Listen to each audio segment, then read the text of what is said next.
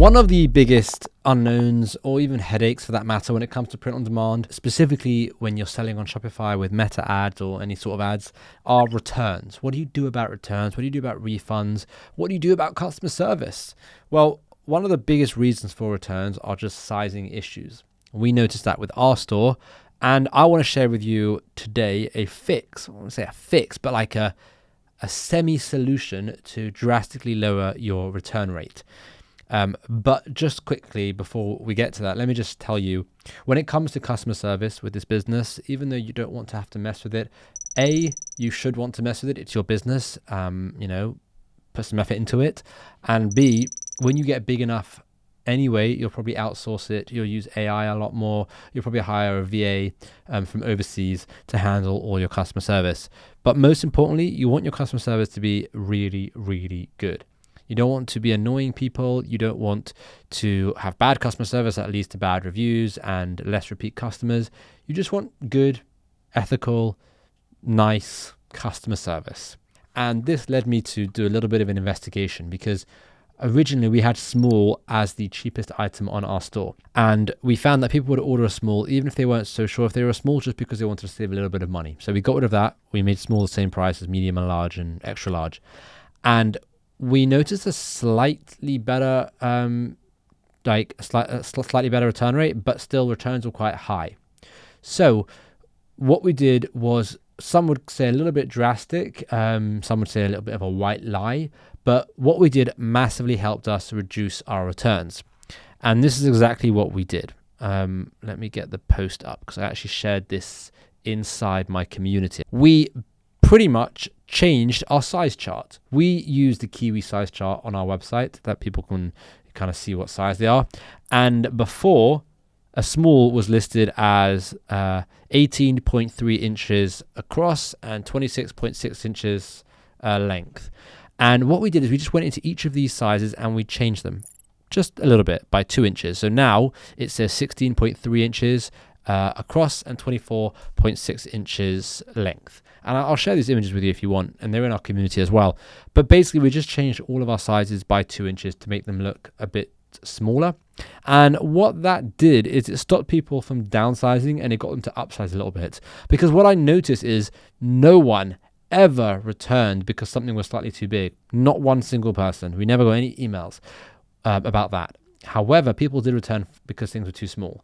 And I would just assume, because if something was too big, people would just get on with it, or they'd put it in the wash and hope it shrunk and they'd be happy. But if something is too small, they can't even put it on. It's too small. So we did this. We changed the size across our website. And what that did is it got people to start sizing up just a little bit. I've just got the metrics here to see how it actually helped us.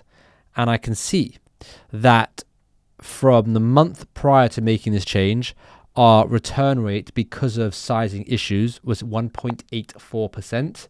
And now the return rate the month after was 1.27.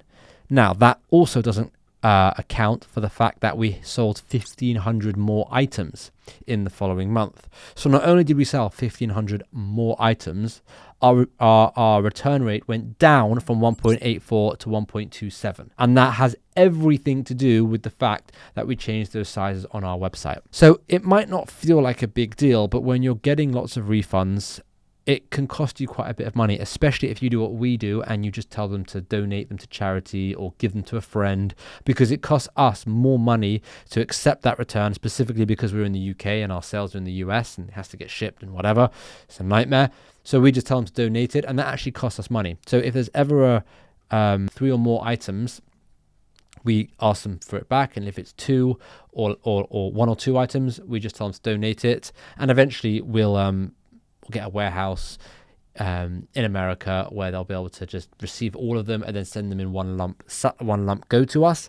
I just don't really want to bother with it right now. But one thing I will say is, just under 0.6% down made a really big difference, and there's no doubt it will make a big difference for you. And all we did is decrease the sizes just a little bit so that people thought a small was smaller than it actually was and a medium was smaller than it actually was. And it just got people to upsize just a tiny little bit, which no one seems to have cared about. So highly recommend doing that to massively reduce your returns when it comes to sizing issues. In terms of returns when it comes to just other issues, quality, customers just not wanting them or anything like that, I mean, there's other things that you can do for that, but for the most part, they're so minimal. I think we have like a 0.3 something return rate when it's not size related. So I'm really not worried about that anyway, because it's extremely healthy.